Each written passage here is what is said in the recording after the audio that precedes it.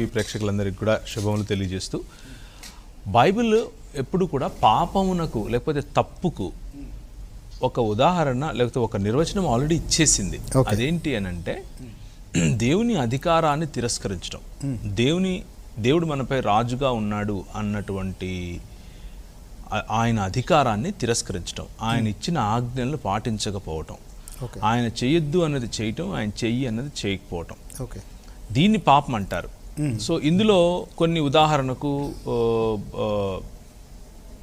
Health రీత్యా doctors కొన్ని చెయ్యి అని చెప్తారు, కొన్ని చెయ్యొద్దు అని చెప్తారు.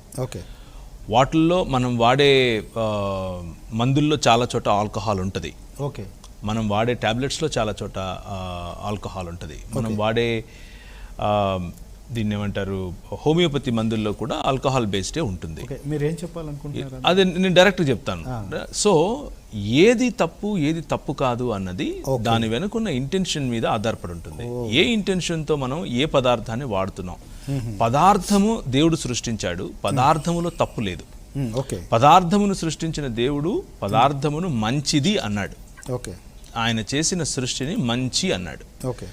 అయితే ఆ పదార్థాన్ని మనం దుర్వినియోగం చేస్తే అది మనకు తప్పవుతుంది. ఉదాహరణకు భోజనము అన్నది మంచిది, భోజనము మనిషిని నిలబెడుతుంది, ప్రాణం కాపాడుతుంది, శక్తినిస్తుంది. కానీ పౌలు అంటాడు అధికంగా భోజనం చేస్తే, లేకపోతే గ్లటనీ అన్న పదం ఇంగ్లీష్లో వాడారు, తెలుగులో దాన్ని తిండిపోతుతనం అని అన్నారు. తిండిపోతుతనం పాపముగా చెప్పబడింది.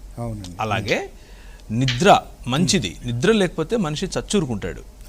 మనం తినకుండా మనం ఒక 10 రోజులు ఉండగలుగుతామేమో, కానీ నిద్ర లేకుండా 10 రోజులు ఉంటే మనిషి ఆ తర్వాత కోలుకోవటానికి చాలా సమయం పడుతుంది. ముఖ్యంగా లివర్ అనేది భయంకరంగా ఇన్ఫ్లేమ్ అయిపోతుంది. 10 రోజులు నిద్ర లేకుండా ఉంటే ఆ తర్వాత కోలుకోవటానికి ఒక 2-3 నెలలు పట్టే అవకాశం కూడా ఉంది. ఇది మెడికల్ సైన్స్ చెప్పేటటువంటి కథ. సో నిద్ర మంచిది, కానీ నిద్రపోతుతనం, సోమరిపోతుతనం అన్నది పాపం కిందికి లెక్క వేయబడింది. సో చాలా క్లియర్ డిస్టింక్షన్ బైబిల్లో. పాపం అంటే ఏంటి, దేవుని యొక్క అధికారం క్రింద ఉండటం అంటే ఏంటి, ఉండకపోవటం అంటే ఏంటి అన్నటువంటి అవగాహన బైబిల్లో చాలా స్పష్టంగా ఇచ్చారు. అది భోజనమైనా, పానీయమైనా, నిద్రైనా, ప్రార్థనైనా, అతిగా నీతిగా కూడా ఉండద్దు అని కూడా చెప్పారు బైబిల్లో. అధికంగా నువ్వు అంటే అధిక నీతి అని అంటే స్వయం నీతి కిందికి, దేవుని యొక్క బ్యాలెన్స్ అన్నది, సమతుల్యత అన్నది స్ట్రైక్ చేయకుండా ప్రతోడిని నువ్వు నరకం పోతావా పరలోకం పోతావా అని పొద్దున్న లేచినప్పటి నుంచి చూసి తీర్పు తీర్చే వాళ్ళు ఉంటారు నీతిపరులు. అలాంటి వాళ్ళతో కూడా జాగ్రత్తగా ఉండమని బైబిల్ చెప్తాను. So ultimate